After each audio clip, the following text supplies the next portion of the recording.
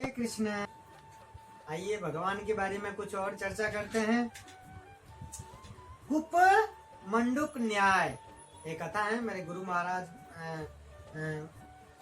बोलते हैं हमेशा, कुएं के अंदर के मेंढक का न्याय। कुएं के अंदर का मेंढक सोचता है कि उसका कुआं ही विश्व का सबसे बड़ा जलाशय है और वह महासागर की विशालता की कल्पना नहीं कर सकता। उसी प्रकार मायावादी लोग सोचते हैं कि मैं एक व्यक्ति हूँ और मैं सीमित हूँ, व्यक्ति असीमित नहीं हो सकता। भगवान असीमित हैं, इसलिए व्यक्ति नहीं। भगवान असीमित है, व्यक्ति असीमित नहीं है। भगवान असीमित हैं, इसलिए व्यक्ति नहीं है। परंतु जिस प्रकार कुएं का मेंढक समुद्र की विशालता को नहीं समझ सकता, उसी प्रकार मायावादी लोग इसी बात को नहीं समझ सकते हैं। भगवान असीमित होकर के भी एक व्यक्ति हैं। तो इसी तरीका से भगवान से हमेशा असीमित है तो अपन सीमित नहीं है।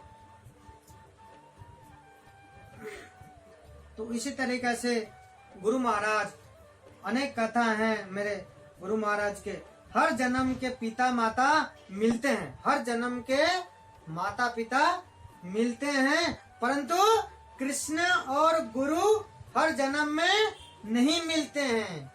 हर जन्म में हर किसी को अपने जीवन में माता और पिता जरूर मिलते हैं, लेकिन इसके अंदर गुरु और कृष्ण और गुरु जन्म में नहीं मिल पाते। तो ये कोशिश करें हमेशा जीवन के अंदर कि गुरु हो अपने जीवन में और भगवान कृष्ण भी अपने जीवन में हो।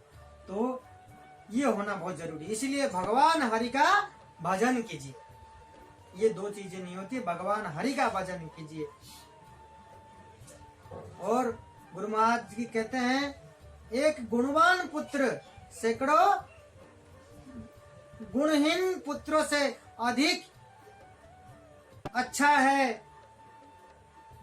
अनगिनत सितारे रात्रि के अंधकार को दूर नहीं कर सकते हैं, परंतु एक चंद्रमा रात्रि के अंधकार के दूर कर सकता है।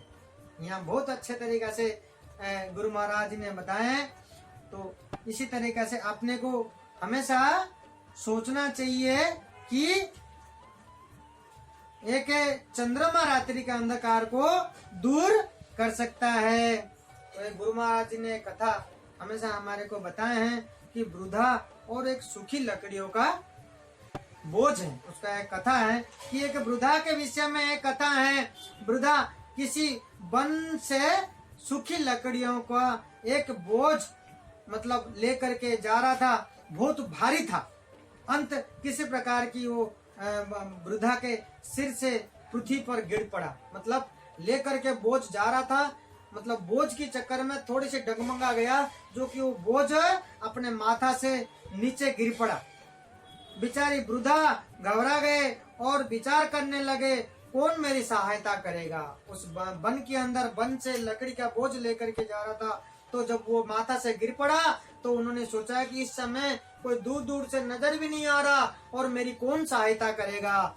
ये कहते हुए और उस बोझ को फिर से मेरे सिर पर लाद दे, ये सोचते हुए बोल रहे थे। तब वह भगवान को पुकारने लगे, कहने लगे, हे भगवान मेरी सहायता कीजिए। तो ये कहते हुए हाथ जोड़ करके वो भगवान को पुकारने लगे। उसी समय भगवान उसके सामने प्रकट हो गए और बोले, तुम क्या चाहते हो। उसने कहा, कृपया करके इस बोझ को मेरे सिर पर रखने में मेरी सहायता कीजिए। यह है हमारी मूर्खता। जब भगवान हमें वरदान देते हैं, आते हैं, हम केवल उनसे भौतिक बोझ और पुण्य अपने सिर पर लादने के लिए प्रार्थना करते हैं।